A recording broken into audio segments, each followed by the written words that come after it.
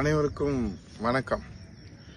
நாளைய தினம் வரலாற்று சிறப்புமிக்க தீர்ப்பை, மக்கள் தீர்ப்பை மகேசன் தீர்ப்பு என்று மக்கள் எழுதியிருக்கிற தீர்ப்பு நாளை வாசிக்க இருக்கின்றார்கள்.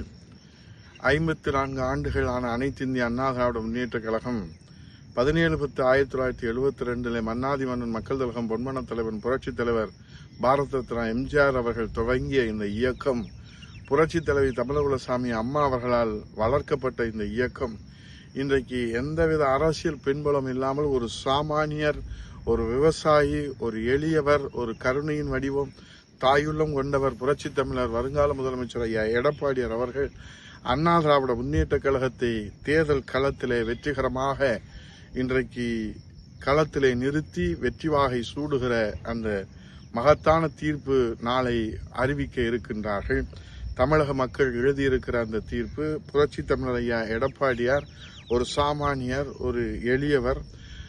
முதலமைச்சராக பொறுப்பேற்கிற போது புரட்சி தமிழர் ஐயா எடப்பாடியார் ஒரு நாள் தாங்குவாரா, ஒரு வாரம் தாங்குவாரா, ஒரு வருடம் தாங்குவாரா என்று கேட்டவர்களுக்கு மத்தியிலே புன்னகையை பதிலாக கொடுத்து அதிலே புன்சிரிப்போடு ஒரு சாதனை சரித்திரத்தை 4.5 ஆண்டு காலம் அள்ளி கொடுத்த வாழும் வள்ளலாக புரட்சி தமிழர் ஐயா எடப்பாடியார் சாதித்ததை மக்கள் இதயத்திலே நிறைந்திருப்பதை நாங்கள் தேர்தல் களத்திலே மக்கள் முகத்திலே பார்க்க முடிந்தது. ஆகவே குடிமராமத்து திட்டம், சட்டம் ஒழுங்கு பாதுகாப்பு, புரட்சி தமிழர் ஐயா எடப்பாடியார் அம்மாவினுடைய திட்டங்களையும் புரட்சி தலைவர் திட்டங்களையும் மக்களுக்கு வாரி வாரி வழங்கிய வள்ளலாக கொரோனா காலத்திலே தன் உயிரை பணைய வைத்து 32 வருவாய் மாவட்டங்கள் அன்றைக்கு அத்தனை வருவாய் மாவட்டங்களுக்கும் நேரடியாக சென்று விவசாயிகளுக்கு, தாய்மார்களுக்கு, வணிகர்களுக்கு, பொதுமக்களுக்கு, இளைஞர்களுக்கு, மாணவர்களுக்கு ஒரு பாதுகாப்பு அரணாக ஒரு நம்பிக்கை தீப ஒளி ஏற்றியவர் புரட்சி தமிழர் ஐயா எடப்பாடியார் என்பதை மக்களிடத்திலே நாம் தேர்தல் களத்திலே பிரச்சாரத்தின் போது பார்க்க முடிந்தது. எழுச்சி பயணம், அதை தொடர்ந்து அவர் நடத்திய ஒவ்வொரு தொகுதி வாரியாக எந்த தலைவருக்கும் கிடைக்காத அந்த அற்புத பாக்கியத்தை இருவரும் தெய்வங்களான புரட்சி தலைவர் எம்ஜிஆர், புரட்சி தலைவி அம்மா இந்த தமிழ்நாட்டு மக்களை இறைவன் அவருக்கு அருளினார்கள். தொகுதி வாரியாக சென்றார், மக்களின் பிரச்சனைகளை அலசி ஆராய்ந்தார். திராவிட முன்னேற்ற கழக ஸ்டாலினுடைய அந்த பொய் முகத்தை தோலுரித்து காட்டினார். மக்களிடத்திலே மிகப்பெரிய வரவேற்பு. அதைத் தொடர்ந்து தேர்தல் களத்திலே புரட்டி போட்டார். விளம்பர யுகத்திலே கோடிக்கணக்கிலே வைத்து அவர்கள் விளம்பர யுகம் நடத்தினார்கள்.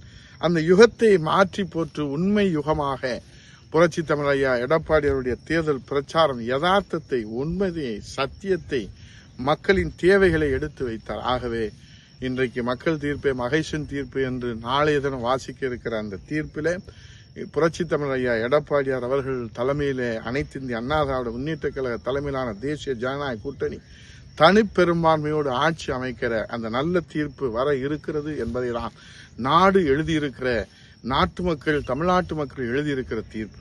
ஆகவே எக்ஸிட் போல் என்று சொல்லுகிறார்கள். 5.5 கோடி வாக்காளர்களிடத்திலே எத்தனை கோடி வாக்காளர்களை இவர்கள் சந்தித்திருக்க முடியும்? ஆகவே மக்கள் மனதை அறிந்தவர்கள், மக்கள் சேவையிலே ஈடுபட்டிருக்கிற மகத்தான தலைவர்கள். ஆகவே புரட்சி தமிழர் ஐயா எடப்பாடியார் தன்னை அர்ப்பணித்திருக்கிறார்.